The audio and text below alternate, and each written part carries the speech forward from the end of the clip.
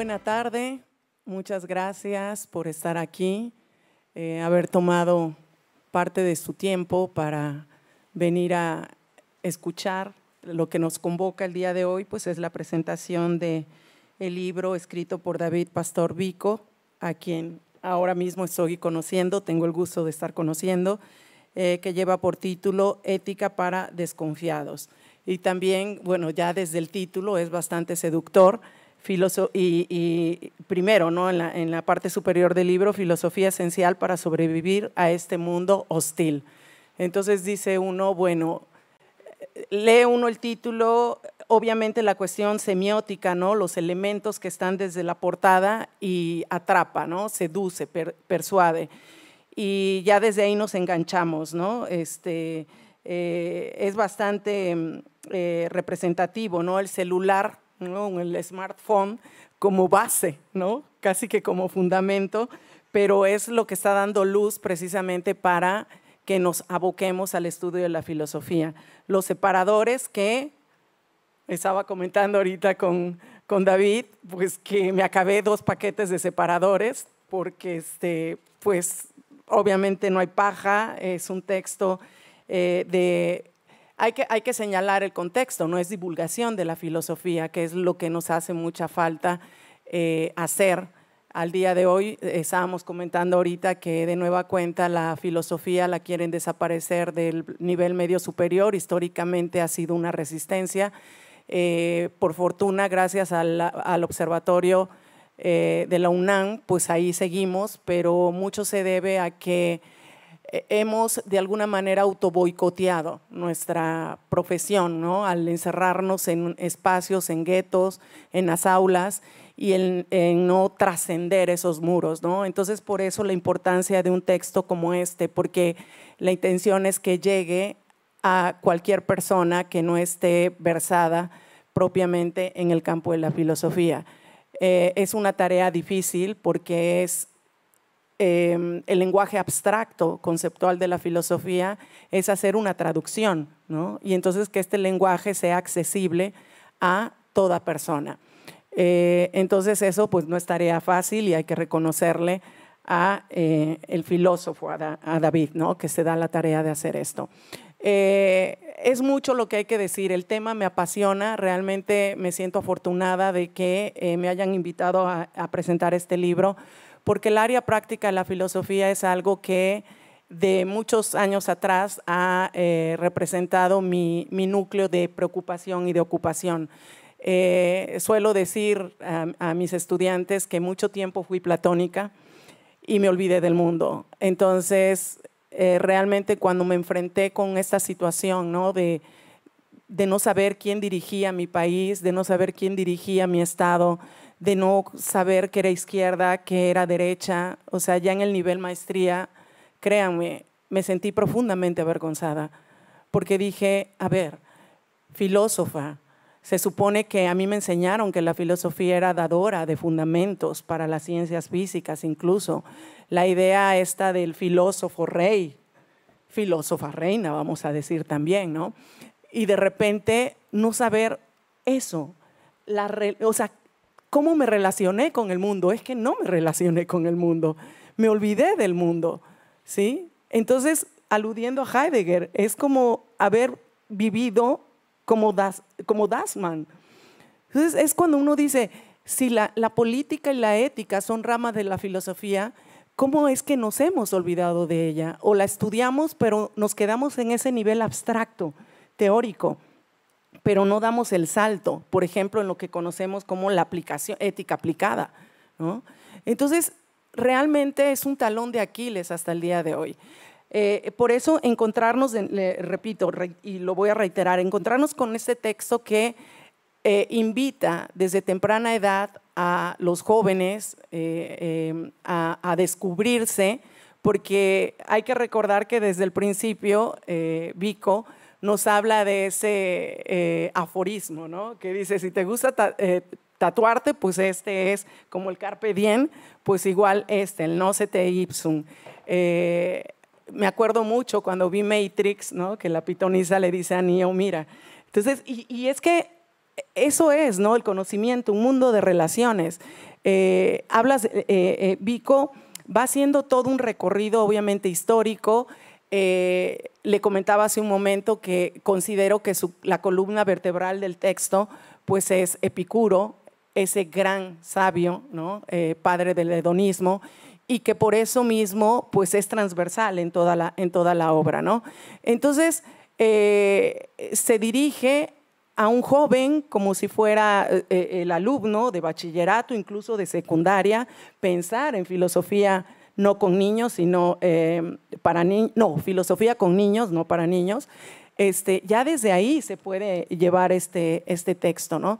Entonces, Epicuro está ahí de la mano, o sea, con el autor, y a su vez nos incluye a nosotros como lectores, como lectoras. Nos habla de la importancia, ¿no? Del placer, del conocimiento, obviamente no procurando evitar no los radicalismos, los reduccionismos. Entonces, bueno, obviamente está el placer, obviamente está la razón, la virtud, ¿no? Todo esto que es característico de la ética, pero desde un principio reverbera la definición de ética, ¿no? Obvio, con Aristóteles, no hay política sin ética, no hay ética sin política. Entonces, cuando entendemos esto, que somos seres humanos, que lo somos justamente porque nos interrelacionamos con los demás, y entonces esto es como un flagelo, porque lo leo y en retrospectiva de nuevo digo, a ver, ¿y cómo me encuentro? ¿Cómo nos formamos en la Facultad de Filosofía? Como si fuéramos átomos. Yo hace unos días le estaba diciendo a los alumnos y a las alumnas, si todos estos libros que nos mamamos, ¿no? Salimos a la calle, los divulgamos, dialogamos como Epicuro, sin ningún tipo de clasismo, racismo, con la idea de igualdad, otra cosa sería la filosofía, porque estaríamos involucrando a la sociedad, ¿sí? Para nosotras la sociedad sería importante, y obviamente la sociedad entendería que la filosofía también es importante. Entonces, el abandono de ello es lo que nos ha llevado a esta cueva, a esta caverna, ¿no? Entonces, justo el recuperar a Epicuro, ¿no? Cómo es que podemos superar el dolor, cómo es que debemos trabajar para derrocar ese monstruo llamado miedo, ¿sí? Miedo a dioses, miedo a la muerte, tener confianza en las otras personas, pero ahí está el nocete ipsum, ¿no? Que llegamos a, eso es padrísimo en el libro, o sea, es, sí, como si fuera un átomo, ¿no? Me voy a conocer, pues no, es imposible conocernos sin el otro, ¿sí? Sin la otra, sin la otredad, sin alteridad. En mi yo se contiene el otro, la otra. Entonces, si entendemos eso, entonces vamos a poder transitar al nosotros, que como bien señalas, el nos, ¿no? En el castellano antiguo, pues significaba yo. De ahí, no sé, en el nocete ipsum es el yo con el nosotros, ¿sí? Entonces, es un tanto paradójico, no sé cómo lo veas, David, porque para construir filosofía, para hacer filosofía, tenemos que estar en un estado de soledad, ¿sí? Por eso tendemos a ser introspectivos, introspectivas. Pero ¿qué tanto de soledad? Ahí está el punto, ¿no? O sea, no podemos hacer filosofía, le digo a mis estudiantes, escuchando a Bad Bunny o en el antro. Necesitamos soledad, pero ¿cuáles son los límites? ¿Dónde está el termómetro?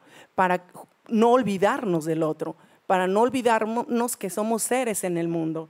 Porque si nos olvidamos de que somos seres en el mundo, entonces no hay posibilidad de conocimiento de nosotros mismos, de nosotras mismas, ¿sí? Vamos a ser seres solipsistas, y el solipsista enloquecería, se diluye, ¿no?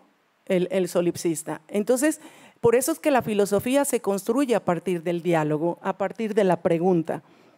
Entonces, si me quiero conocer a mí misma, un elemento importantísimo, la confianza.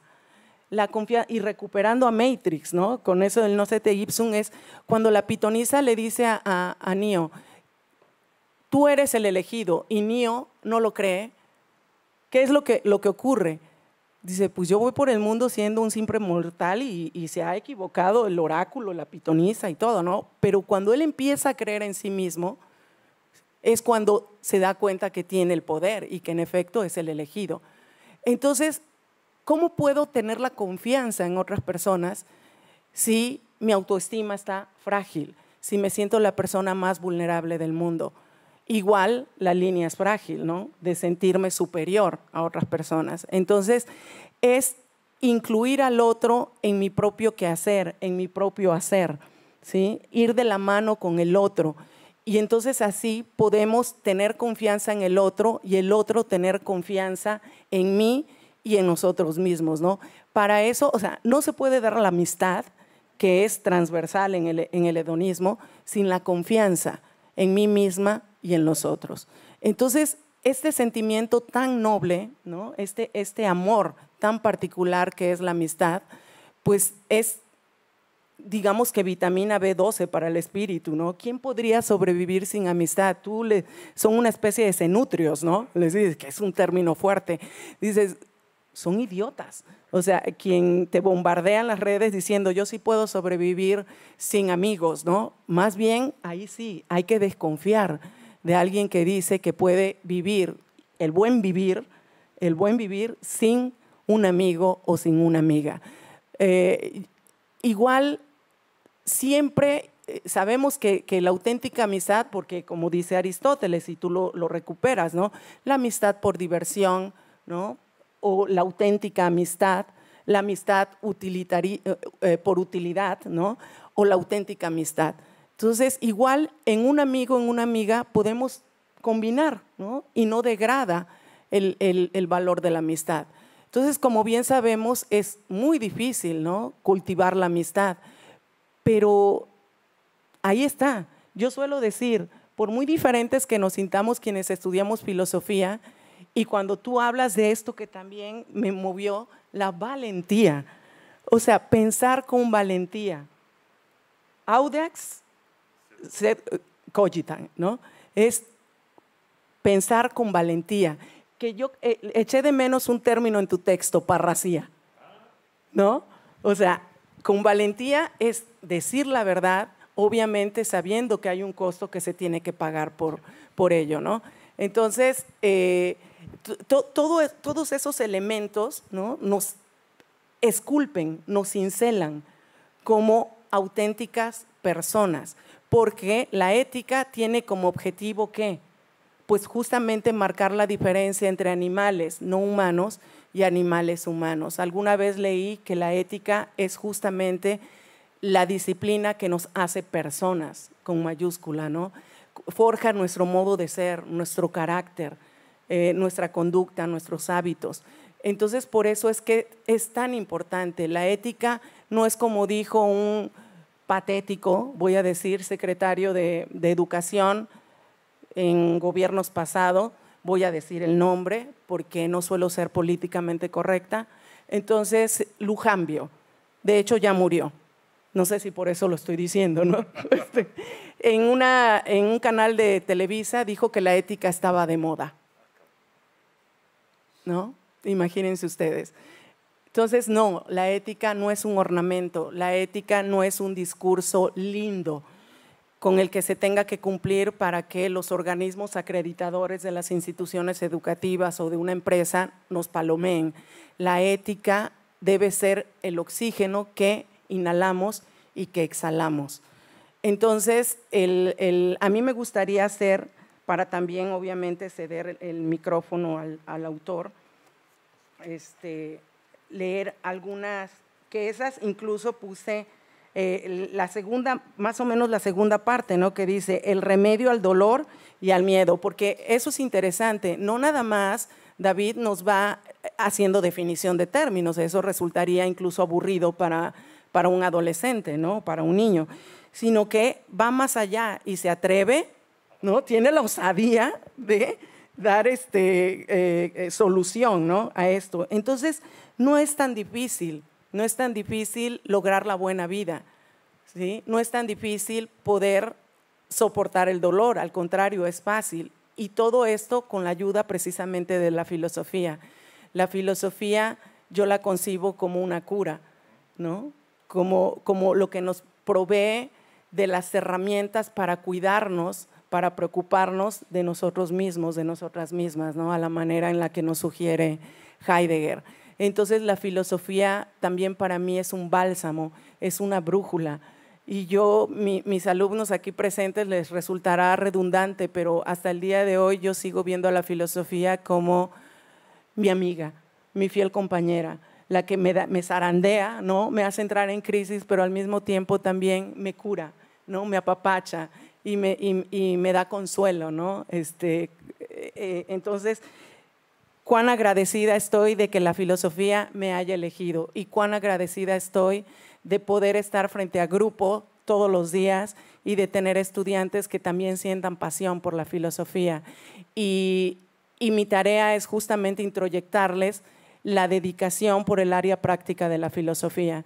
Si no queremos que la filosofía muera, tenemos justamente que cultivarla, traerla, como suelo decir en mis clases, del topos urano y volverla a traer a la tierra como en sus orígenes, ¿no? Y justo esto es lo que tú estás haciendo, tomando como hilo conductor en tu texto a un filósofo materialista, ¿sí? Que si desde un principio nos dice no debes tener miedo, ¿no?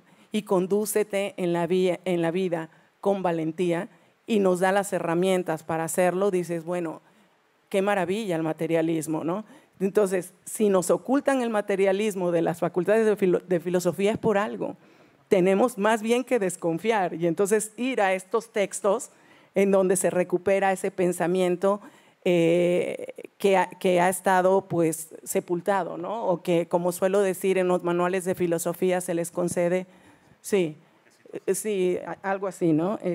Y esto que les digo, cuando dice, es el apartado, cuando dice, hay 3 tipos de amigos, joven, nicómaco, ¿no? En ese apartado, después hace la definición y al final, antes de pasar al ser autosuficiente, que eso también es importantísimo, ¿no? Y igual la línea es frágil, autosuficiente. ¿Qué es lo que se ha hecho con el lenguaje de la filosofía en los textos de autoayuda?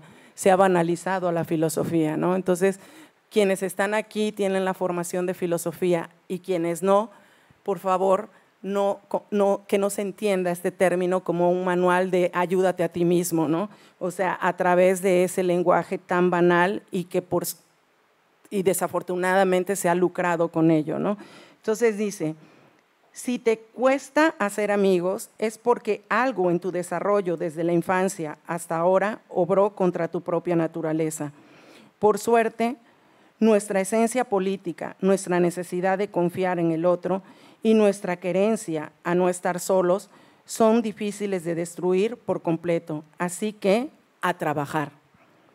Aunque esto no esté exento de sufrimiento, por lo menos sabrás que estás vivo y la recompensa de tener un buen amigo, que no una amistad perfecta, supera con creces los sinsabores de 1000 amistades fracasadas. Es difícil hacer amigos.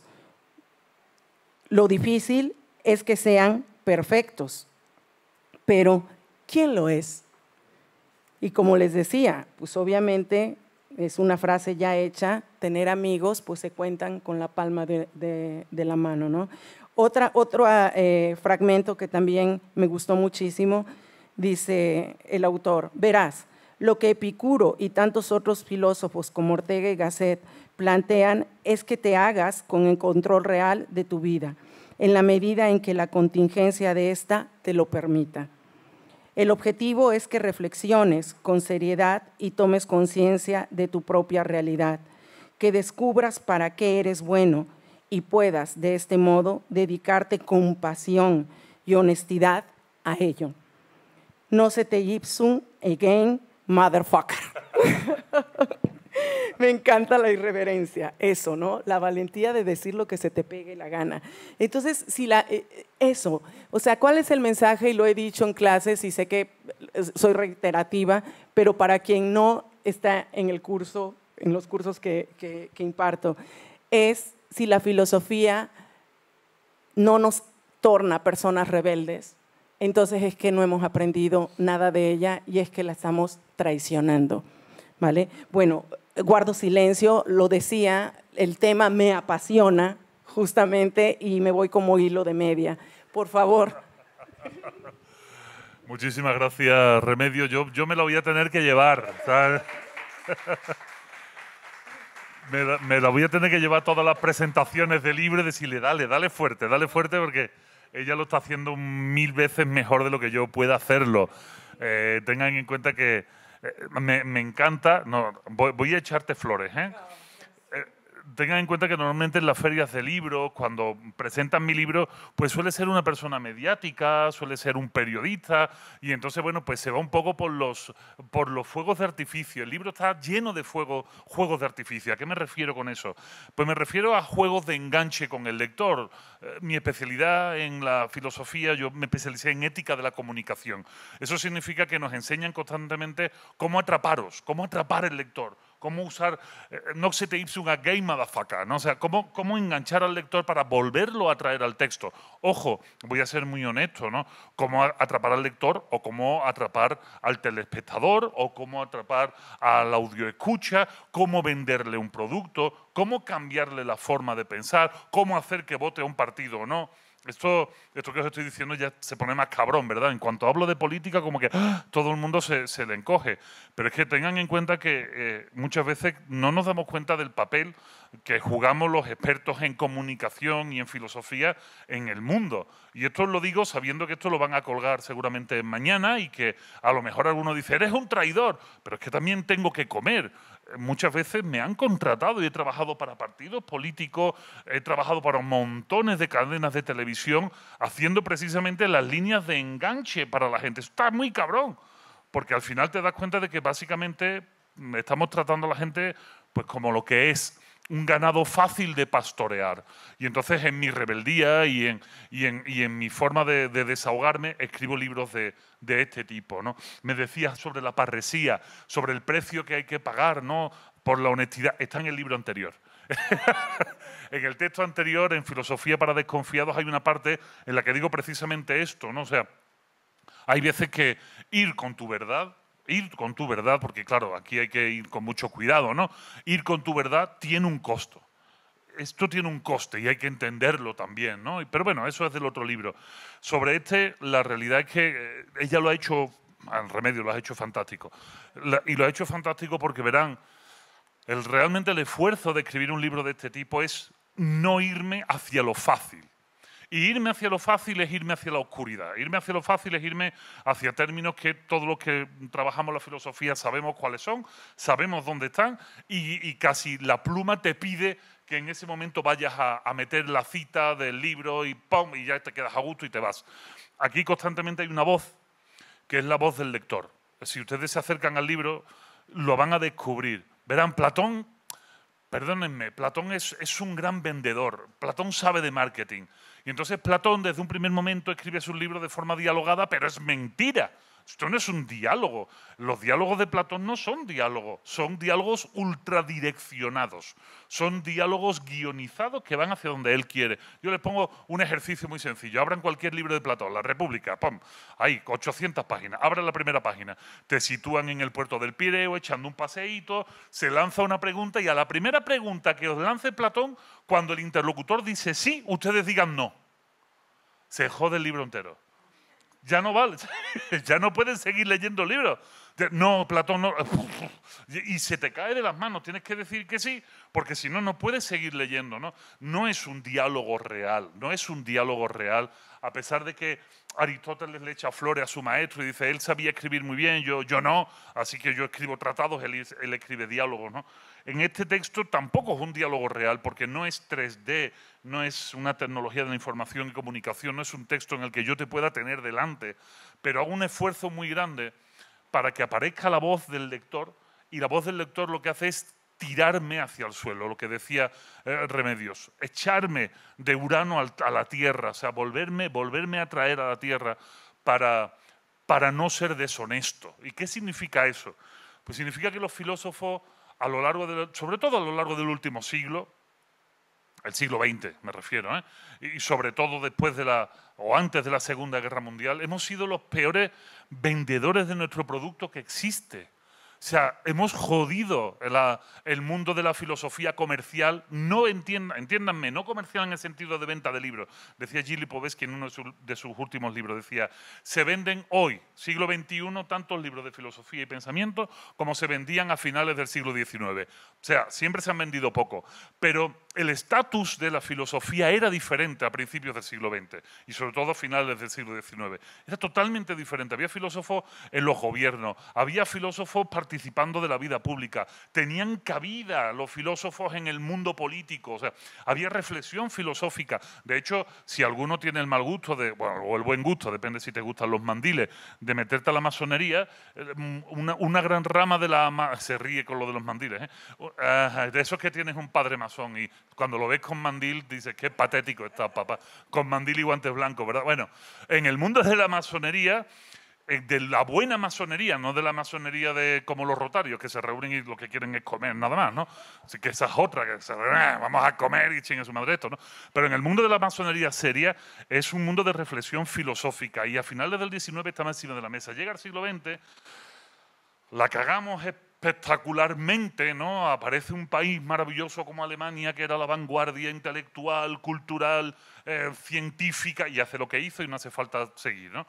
Y al final nos dividimos en pura filosofía especulativa. La escuela de Frankfurt acaban como pequeños animales, mascotas en el mundo anglosajón, para que digan, mira, un marxista, y los señalen desde lejos, ¿no?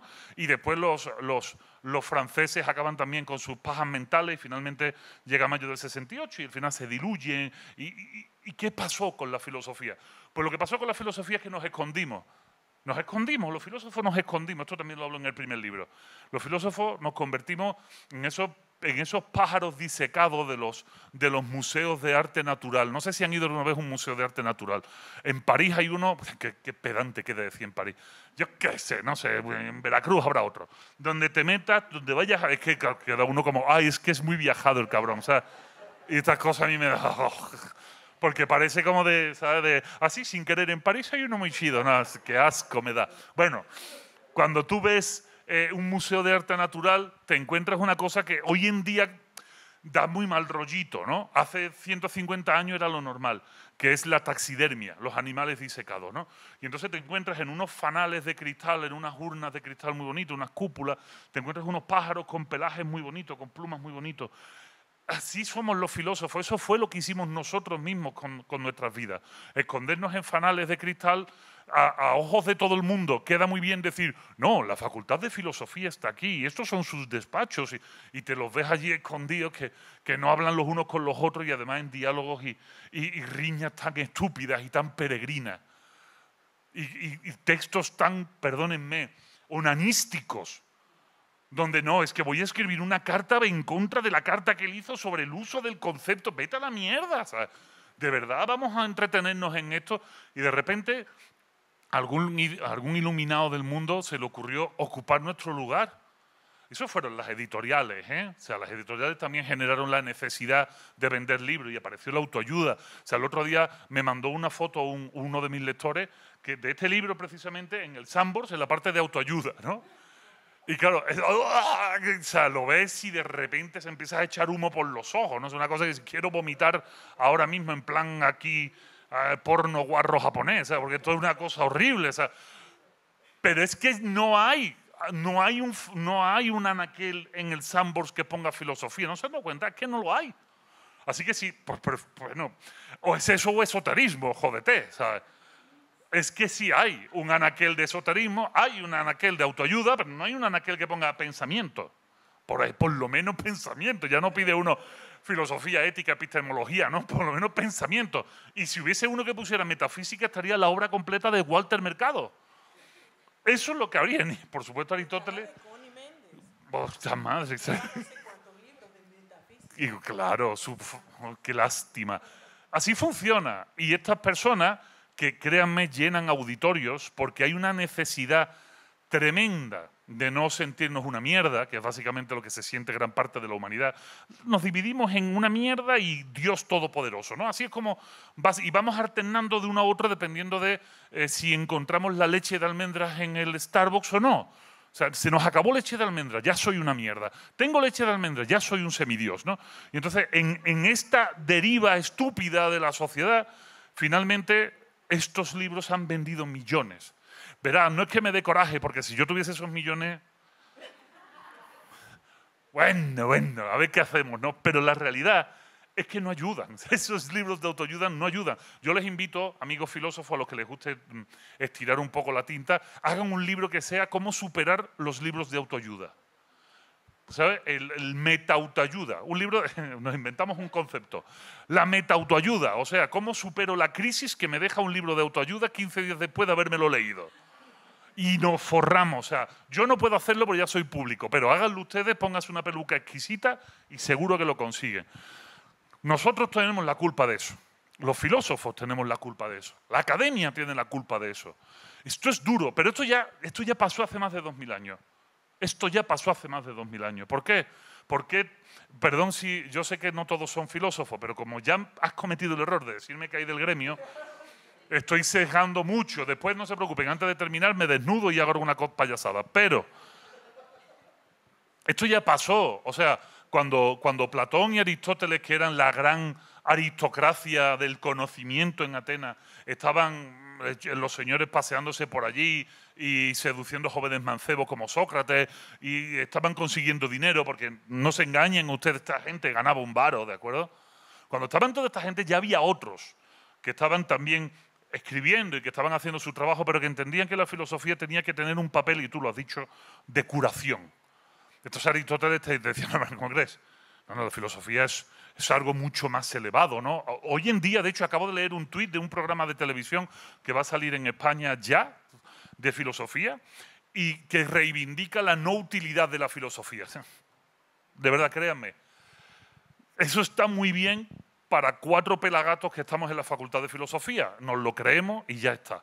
Pero la realidad es que si tenemos la oportunidad de tener un espacio en televisión, si tenemos la oportunidad de hablar con nuestro vecino, si tenemos la oportunidad de tener un micrófono por delante, la parte de filosofía que nos va a servir para ellos, no para nosotros y nuestro ego, sino para ellos, es la parte curativa de la filosofía. Y esa parte curativa ya la estaban haciendo en época de Aristóteles. Y justo cuando explico el paso de la polis a la megalópolis, ¿no? Ese paso de la mano de Alejandro Magno, de la ciudad-estado independiente al mundo enorme y gigante que todo era griego, y la ansiedad que eso supuso, el sentimiento de ansiedad, de falta de pertenencia a la ciudad. En ese momento es cuando aparecen las mejores narrativas estoicas, las mejores narrativas epicúreas, los escépticos se vuelven a poner de moda, la gente empieza a acercarse, porque en ese momento es cuando los filósofos de la época dicen, señores, sí, pero hay 2 filosofías.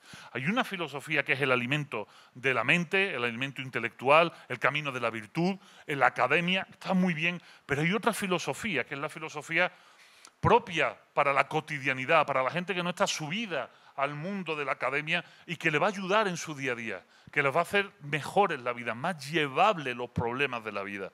Esto ya se decía hace 2000 años. Y, por supuesto, ya sabéis cuál de los 2 bandos ganó. No es gratuito que de Epicuro no nos queda nada. O sea, si ustedes van al Sanborn, no, por Dios. Si ustedes van a Gandhi o cualquier biblioteca universitaria y buscan, sí van a encontrar un texto de Epicuro que tiene 80 páginas. Y además 80 páginas y la mitad son comentarios. O sea, los textos de Epicuro desaparecieron. Pero eran un chingo de libros. O sea, este tío escribió un montón, pero desaparecieron. O sea, son textos que nos llega el conocimiento de un señor como Epicuro precisamente por sus discípulos y por la escuela que él creó y por el transcurso que tuvo a lo largo del tiempo. Pero no nos llegan de su mano como sí nos han llegado muchísimos textos de Aristóteles y de Platón, y ya saben ustedes toda la historia esta, que es mentira, ¿no? Lo de Humberto Eco y el nombre de la rosa, esto es mentira. Cualquiera que se dedica a la filosofía sabe que los textos se salvaron gracias a que fueron traducidos al árabe, que es la parte de la historia que tampoco nos quieren contar, por aquello del el prurito europeo del conocimiento. No, no. Los textos aristotélicos se salvan fundamentalmente porque son traducidos al árabe. Y su traducción al árabe hace que cuando los musulmanes irrumpan en la península ibérica y conquisten toda la península ibérica, se lleven esos textos también, y en ciudades como Córdoba aparece un señor que se llama Averroes, que se dedica a hacer un análisis y un comentario exhaustivo de los textos aristotélicos. Y hay una anécdota, como, perdón, los que no son filósofos, pero es que esto es muy jugoso. Y yo también le tiro a la lengua fuerte y flojo. Hay una anécdota muy bonita, no sé si ustedes lo saben, pero los textos de Averroes llegan a París justo cuando la Sorbona se está fraguando, justo cuando el pensamiento europeo empieza a vislumbrar, ¿no? Los textos de Averroes llegan a París. Y en París, cuando empiezan a leer, le dicen que estos textos son de Aristóteles, son una traducción de un tal Averroes. Y entonces cuando leen los textos dicen, no, esto no puede ser de Aristóteles. Mentira, de Aristóteles solo son estos 3 libros que nos han llegado, ¿no? El Órganon. Esto no es de Aristóteles. Fuera. Y desechan los textos de Aristóteles. ¿Qué sucede? Alfonso X el Sabio, en Toledo, funda la Escuela de Traductores de Toledo. Recoge los textos de Aristóteles, de Averroes, pero que son de Aristóteles, los traduce al latín y 2 siglos después lo vuelve a mandar a la Sorbona de París. Y dicen, si nos los manda un cristiano, entonces sí son de Aristóteles. Vete a la mierda. O sea, así de ridícula llega a ser a veces la historia, ¿no? O sea, así de tonta llega a ser a veces la historia. Y la culpa, ese prurito de endiosamiento de los filósofos nos ha llevado a esta situación. Les voy a contar algunos secretos que la gente no sabe, ¿no? A mí me sorprendió mucho cuando vine a México por primera vez hace 20 años. Yo sé que aparento como 21 o 22, pero soy mucho más viejo. La primera vez que vengo a México, soy amigo de algunos filósofos españoles muy importantes. Esto no es ningún mérito, ¿eh? Esto no es como, tengo un amigo gay, no, o sea, esto no es ningún mérito, o sea, somos tan pocos haciendo esto que al final nos conocemos todos, o sea, somos poquísimos, de verdad, o sea, somos 4 gatos pelones, o sea, y nos conocemos todos, o sea, José Antonio Marina, Javier Sádava, Manuel Freijóo, Juan José Tamayo, Fernando Sabater, o sea, que somos 4, o sea, que de verdad somos 4 pelagatos en el mundo. Créanme, si empiezan en el mundo del libro, se van a dar cuenta que se van a encontrar con los mismos, vayan a donde vayan. Bueno, a mí me sorprendió llegar aquí y enterarme que Fernando Sabater en Latinoamérica había vendido 24 millones de ejemplares de Ética para Amador. Y dije, cabrón, eres rico, con las gafas feas que usa y lo mal que viste, ¿no? O sea, eres rico. La sorpresa es lo bien que trataban aquí a Sabater. En España no. ¿Saben por qué? Porque es divulgador. O sea, somos tan idiotas que maltratamos a los divulgadores y la divulgación es la única herramienta real que tiene la filosofía para no morir. Les voy a contar una anécdota y aunque me aleje del libro, como estas cosas no las suelo contar a menos que Rusarín me tenga hablando no sé cuántas horas o uno de estos locos, ¿sabes? Es que Rusarín quiere hacer un podcast de 7 horas. Vete a la mierda. O sea, ¿qué dice? Me tienes que pagar por una cosa así. 7 horas hablando. O sea, está horrible, ¿no? Miren, fíjense. Resulta que hace demasiados años me contratan en televisión en España, ¿no? Me contratan en televisión para hacer una sección de filosofía dentro de un programa de humor. A priori es una locura, ¿no? O sea, todos los académicos así, ya saben el gesto, ¿no? O sea, como, mierda, y además con esta pinta y esta cara, ¿no? ¿Cómo vas a hacer eso? Y empecé en este programa de televisión, se veía solo en Andalucía, el sur de España, ¿no? Es como el estado de Veracruz. Bueno, pues igual, en el estado de Andalucía, la comunidad autónoma andaluza. Era el único sitio donde se veía ese programa de televisión. Estuve 1 año y medio saliendo toda la semana.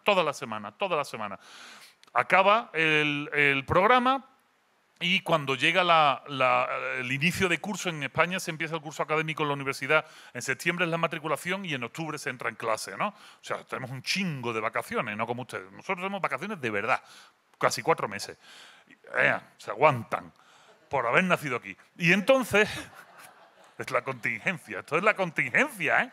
Se joden. Y entonces me llama, me veo el teléfono timbrando, Manuel Barrios, ¿no? Manuel Barrios en aquel momento era el decano de la Facultad de Filosofía de la Universidad de Sevilla. Y yo dije, mierda, ya la cagué, ¿sabes? O sea, algo hice mal, o sea, aquí la he cagado, ¿no? ¿Qué pasa, Manolo? ¿Cómo estás? Vico, ¿qué tal? ¿Cómo estás? Muy bien, muy bien. Oye, ¿para qué me llamas? ¿No? Rápido. Me dice, mira, te llamo para felicitarte, cabrón. ¿Cómo? Mi cumpleaños fue en agosto. No, te llamo para felicitarte por el trabajo que estás haciendo en televisión. Créanme, esta llamada para mí es una pena, debería haberla grabado. Porque esto es la primera vez que la Academia premia a un divulgador. Porque os digo, gente como Sabater o como Marina son muy despreciados en el mundo de la Academia. Muy despreciados. Porque es que es divulgación, es que no es filosofía de verdad. Esto es una mierda, ¿eh? Vamos a ver, ¿que Sócrates qué era? Un puto divulgador, joder. O sea, es que Sócrates acaso... No, es que no, Sócrates era un divulgador que andaba por la calle hablando con la gente y poniendo en un compromiso a todo el que se encontraba, ¿no? Y de vez en cuando se llevaba algún chico guapo a tomar café, pero era un divulgador, ¿no? Y entonces me llama y dice, mira, llamo para felicitarte porque ha aumentado la matrícula en la facultad un 40% con respecto al año pasado. Y yo le dije, yo no tengo la culpa. Dice, no, sí la tienes, porque tu programa solo se ve en Andalucía. Y en Andalucía solo hay 3 facultades de filosofía. Granada, Málaga y Sevilla. Porque la de Córdoba es filosofía y letra, pero filosofía pura solo hay 3. Dice, y en las 3 ha aumentado el mismo porcentaje, un 40% de matrícula con respecto al resto de España, que en vez de aumentar, lo que está haciendo es que, lógicamente, está disminuyendo. Yo creía que en ese momento se iba a encender una luz en la Facultad de Filosofía e iban a abrir un departamento de divulgación, iban a abrir algo. Para nada, para nada. Fue flor de un día, la televisión ya saben cómo es, a mí me sacan ya de parrillas, ya tenemos que acabar, si no acabamos de empezar, ¿eh? O sea, créeme que aquí... Sí, las 7 horas, pero así sí, ¿no? Lo que os quiero explicar es que ustedes, jóvenes filósofos, jóvenes, que aquí no puedo decir jóvenes, ya es inclusivo, ¿eh? No es jóvenes ni jóvenes, jóvenes. Jóvenes filósofos, filósofes, es importante que entendamos que el lenguaje de la filosofía como tal, parte de la calle. Y de la calle, del ágora y del foro, ya después se especializó. Y necesitamos la especialización filosófica, pero también la necesitamos para la propia divulgación. Es muy importante, pero la divulgación es fundamental para que las facultades no se queden vacías y para que el daño que hacen los malos profesores, hay alguno bueno, 1 o 2, pero el daño que hacen los malos profesores de bachillerato, que normalmente ni siquiera son filósofos, sino, que soy historiador pero me han dado la ética. ¿Qué coño tiene que ver? O sea, soy matemático y me han dado francés. ¿Tiene algo que ver? Como está el 69, bueno, ¿y qué? O sea, no. Bueno, pues ese rollo es importante que lo tengan ustedes siempre en la cabeza. Que le digan a la gente que la filosofía no da miedo. Damos miedo a algunos filósofos y si no comemos más. Pero realmente la filosofía en sí no es un arte que dé miedo. Y cuando hablamos de ética, esto sí es súper importante. A mí me molesta mucho que entendamos la ética como esa materia barco que nos ponen, que es facilona y que todo el mundo aprueba. A menos que te toque un profesor cabrón que quiera demostrar el poder que tiene, ¿no? Y aunque sea de matemática, te suspenden ética. Pero la realidad es que la ética, lejos de ser una masturbación mental, la ética es de todas las disciplinas de la filosofía la que es inmediatamente práctica. Esto es algo que si se van ustedes con esa idea, yo soy feliz. Decía José Antonio Marina, que para mí es un honor que Marina me haya escrito el frontis del libro, el prólogo, el prefacio del libro. Marina ha sido maestro mío y lo he acompañado a muchos sitios, he estado muchas veces con él y es increíble escuchar a una persona como él hablar, ¿no? La capacidad de síntesis, no como yo, que voy a joder todo el organigrama cronológico de la feria porque voy a estar hablando hasta las 7 de la tarde. Pero, no te preocupes que ya acabó. Dice José Antonio Marina, realmente yo siempre hago un ejercicio de modestia y les digo a la gente, si se compran mi libro, porque queda bien comprar libros de filosofía, ¿eh? Eso también está chido. Pasearte en el tren, en el metro, en el camión con un libro de filosofía te da prestigio, ¿no? Hombre, si es un libro en griego, edición bilingüe, ya es la hostia, ya queda como un rey, ¿no? Ya la República, edición bilingüe, griego, latín, trilingüe y español. ¡Ah! ¡Uf! Pero si se lo compran, aunque sea por decir que se lo han comprado, no se lo lean, léanse solo el prólogo. El prólogo de José Antonio Marina explica algo que yo en 250 páginas no fui capaz de sintetizar. Y acabo con eso y os paso la palabra para que no nos quemen. Yo sé que supo a poco, pero ahora me voy a no sé dónde y seguimos hablando todos, ¿vale? Y yo no me voy hasta mañana. O sea, Decía José Antonio Marina, los grandes problemas del mundo, es que, fíjense porque esto está muy cabrón, los grandes problemas del mundo no son políticos. O sea, los problemas reales, los que nos están achicharrando la vida como seres humanos y los que van a achicharrar la vida a nuestros hijos y a nuestros nietos, esos grandes problemas del mundo no son políticos, no son científicos, no son económicos, son éticos. Los grandes problemas del mundo son éticos. Punto pelota. Si queremos realmente cambiar el mundo, yo sé que ahora sí parezco Rusarín hablando, pero si queremos realmente cambiar el mundo, si queremos desde cada uno desde su trinchera generar algún tipo de cambio simplemente por nuestra mera supervivencia, que creo que no es mal motivo, tenemos que entender que se hace desde la ética, se hace desde el trabajo con el otro, se hace desde el entendimiento de que estamos condenados por nuestra propia esencia a vivir juntos. Porque en cuanto dejamos de vivir juntos ya no somos seres humanos, somos otro tipo de animal. Pero el animal humano ya no lo somos. Y ahí es donde Aristóteles tiene toda la razón. Anthropos est in zoon político. El hombre es un animal político. Es una verdad tan aplastante que todavía, con las ganas que tenemos mucho de meterle manos a Aristóteles, no hemos podido tumbarle, porque es verdad. Porque lo que nos hace humanos no es nacer de una madre y un padre humanos, sino crecer rodeado de humanos. Eso es lo que nos hace humanos. Y eso es ética. En los otros animales, como explico en el libro, se llama etología. Es otro pedo, güey. Pero en nuestro pedo, en lo que a nosotros nos compete es ética. Por eso se me hacía tan importante escribir un libro como este. Os voy a dar un spoiler. ¡Spoiler! Que dice el otro. El spoiler es muy sencillo. Hay un tercer libro ya. ¡Ah! Y ya está en la editorial y saldrá en enero. El primer libro fue un libro general, el segundo libro era un libro para jóvenes, pero me falta una pata. Un libro para padres, para los que la hemos cagado, para los que hemos llevado el mundo a donde está. Ese es mi próximo libro, se llamará Filosofía, se llama La Sociedad de la Desconfianza, un libro absolutamente tóxico. Esto es un libro bueno, en el sentido de la bonomía que supura el libro. Es un libro donde no quiero espantar al joven, al contrario, quiero seducirlo, como Sócrates, y atraerlo, y corromperlo con falsos dioses, y quiero corromper al joven, atraerlo, pero el siguiente libro va a ser una putada y le he pedido a Planeta que le ponga el sello ese de aviso parental, explícitas letras, el que venían en los CD de rock, de pop y de rap en los años 90, le he pedido que me ponga ese sello porque ese libro va a causar algún que otro suicidio, ¿no? Y entonces es necesario la función del filósofo. De verdad, yo sé que los que habéis estudiado filosofía os habéis enfrentado a vuestros padres. Esto es una cosa común, a menos que tengáis la suerte de que vuestros padres sean filósofos o músicos, ¿no? Pero si no son ni filósofos ni músicos, habéis hecho una apuesta enorme y habéis dicho, no, voy a estudiar filosofía, te vas a morir de hambre. No, papá, porque en McDonald's contratan a los filósofos y la comida es gratis. No me voy a morir de hambre, ¿no? Habéis hecho un esfuerzo, pero creo que vamos a necesitar, y acabo de verdad, muchos más filósofos. Somos imprescindibles. Y el hueco que gente como yo, como José Carlos Ruiz, o como Eduardo Infante, o como el propio Rusarín están abriendo en diferentes medios, tiene que ser seguido por vosotros. Si nos aleja de la academia, no va a pasar. Siempre vamos a tener un chingo de libros ilegibles en nuestros estantes. Siempre vamos a estar... Pero es importante que sigamos fomentando la filosofía y que entendamos realmente que libros como este no tienen que dar miedo y que lo publique Planeta en este caso no es malo. Es que también publican autoayuda. Sí, cabrón, sí. Pero tenemos que utilizar el sistema. Tenemos que penetrar en el sistema con el sistema. Eso lo decía Proudhon hace mucho tiempo. Si no saben quién es, échenle un vistacito, que es chingón saber de este tío. Y ya saben entonces sobre qué pie cojeo. No puedo hablar más porque me gustaría escuchar... ¿Podemos? ¿Una pregunta? ¿Dos? Vale, qué bien. Uf. No tengan miedo, levante la mano quien quiera. O si no tienen una pregunta, un comentario, ahí te va. Oye, yo me lo pego más.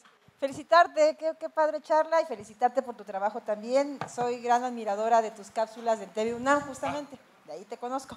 Oye, y quisiera que nos compartieras un ejemplo de estas líneas de enganche en las que has colaborado para algunos medios de comunicación, tal vez algo que ubiquemos y que no sabíamos que tú lo habías hecho. Bueno, mira, por ejemplo, estas cápsulas de TV UNAM, todos los guiones son míos y son como 30 y tantas cápsulas, ¿no? Un poco la idea es muy sencilla. Cuando hablo de generar un enganche, es buscar el punto común entre el telespectador medio, el consumidor medio y una idea elevada. Por ejemplo, hice una cápsula sobre química. O sea, ¿qué es la química? A priori, a menos que hay dos temas, ¿no? Podría haber ido por Walter White, que habría estado muy bien, pero siendo la voz de la UNAM no puedo ir por Walter White por razones obvias, ¿no? Y entonces fui por elementos. O sea, la forma de decirle a la gente no le tengas miedo a la química es decirle todo en el mundo es química. Desde el chorrito de… ¿cómo se llama eso? Acción. Me encanta que en México haya un lavatrastes con un nombre griego que implica el mundo de los valores, ¿no? Acción, o sea, de ahí viene lo axiomático, ¿no? Acción, me encanta. Siempre hago el chiste y solo se enteran los filósofos. Pero bueno, un poco cuando hablamos de un enganche, es buscar los lugares comunes y inmediatamente elevarlo. Esto lo hacen muchos políticos, lamentablemente, y lo suelen hacer mal, ¿no? Pero, por ejemplo, un mal discurso político. Los gringos todos tienen un mal discurso político. Es que no te puedo decir cuáles son las mías porque entonces ya está feo. Un mal discurso político gringo siempre es aludir a Dios. ¿Por qué? Porque es un lugar común de la mayoría de su población. Y gracias a Dios vamos a salir adelante en esto. Somos el pueblo elegido. Muy bonito lo del pueblo elegido. Lo decía antes Remedio con el tema de Nio y de la autoconfianza. Ellos sí se creen el pueblo elegido, igual que los israelitas de Israel se creen el pueblo elegido, ¿no? Entonces, cuando encuentras el punto común en el que vas a soflamar a la gente, inmediatamente de ahí te lo puedo decir. Como somos el pueblo elegido, tenemos que hacer un sacrificio y pagar la gasolina a $20 el galón. Como ustedes ven, el silogismo es una falacia. Es una falacia, pero así funciona, ¿no? O sea, jugar a las falacias en los medios de comunicación es algo… Pero trabajo sobre la cuestión de la confianza. ¿Por qué? Porque la hemos perdido. O sea, yo cuando trabajo con el político trabajo a la inversa de lo que realmente me gustaría hacer, pero tengo que comer. Y entonces, ¿qué es lo que se fomenta desde la política? Desconfiar los unos en los otros, menos en los que tengas identidad de clase. ¿Vale? Eso es una mierda, ¿eh? Lo que te acabo de decir es puro asco. Es vómito guarro de película japonesa. O sea, desconfía de todo menos de los que tengan el mismo carnet que tú. Desconfía de todo menos de los que voten igual que tú. Ese es tu hermano. Ya sean ideologías de extrema derecha, de falsas izquierdas, etcétera, etcétera. ¿Lo has entendido? Lo has entendido perfecto, ¿verdad? No me tire más de la lengua. Porque empezaré a decir nombres de partido y mierdas de estas. Otra pregunta, por favor. Preguntarme cosas fáciles. Aquí. En la intimidad te cuento. Bueno, buenas tardes a todos. Yo venía por una rebanada de pastel, pero resulta que me tocó hasta la cereza. Fantásticos los dos.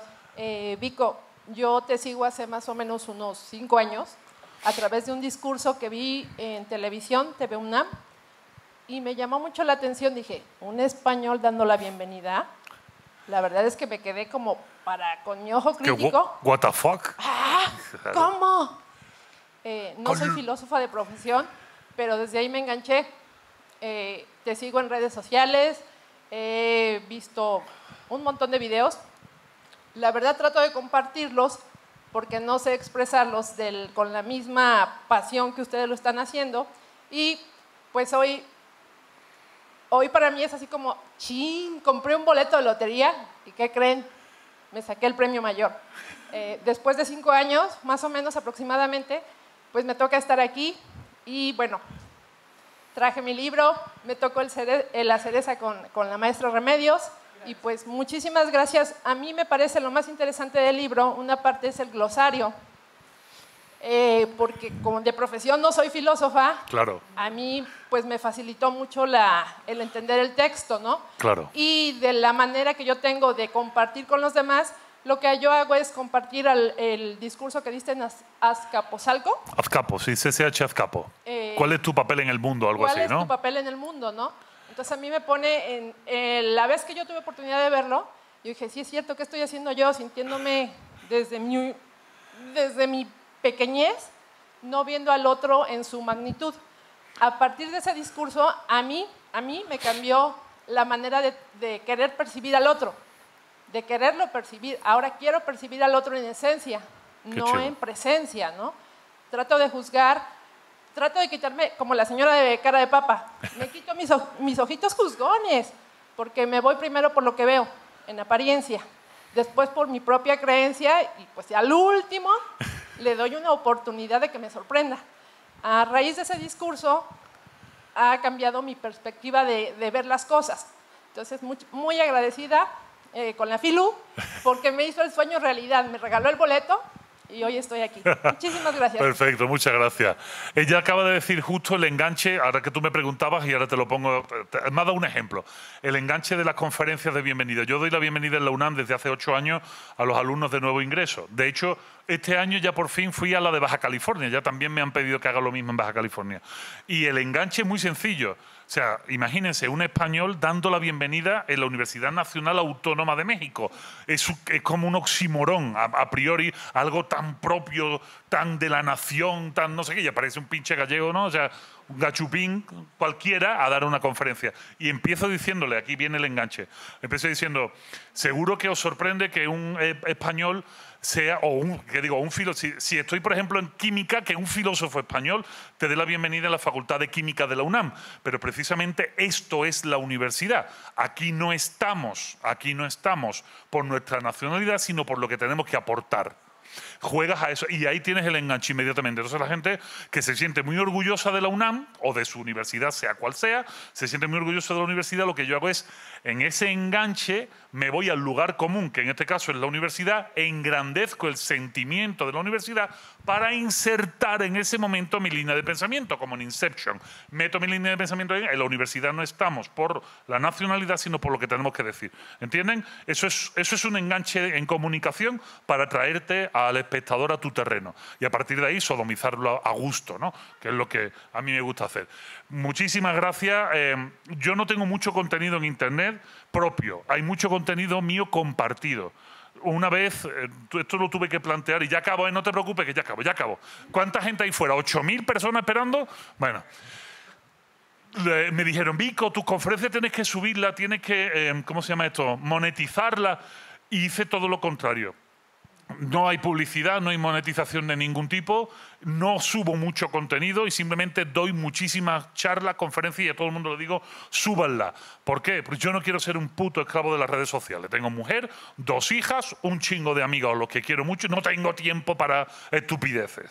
Y entonces eso que lo haga Rusarín, que lo haga Diego Barraza, que lo hagan toda esa gente, ellos hagan un chingo de varo con eso. Yo no, yo vendo libros y doy conferencias y las cobro carísimas. Entonces ya con eso, para que entiendan un poco que no tenemos tampoco que rendirle pleitesía a las nuevas tecnologías como todo el mundo está haciendo. Y sin embargo mi presencia en redes cada vez es mayor, porque juego al juego contrario, regalo a quien me pide que lo ponga, suben las visitas bestial, tengo vídeos con 5 millones, o sea, una locura. Voy dentro de 4 días a Madrid, otra vez grabo con BBVA, voy a grabar un programa con jóvenes sobre violencia, filosofía, y una cosa muy chida. Pero o sea, lo que os quiero decir simplemente es que veamos las cosas desde otra perspectiva, no le juguemos tampoco a la proyección mediática en redes sociales como única posibilidad. Tú eres una persona de Jalapa que me conocí hace 5 años. Pero es que solo es una. No, es una de las chingonas. Así que con eso tengo suficiente. Muchísimas gracias.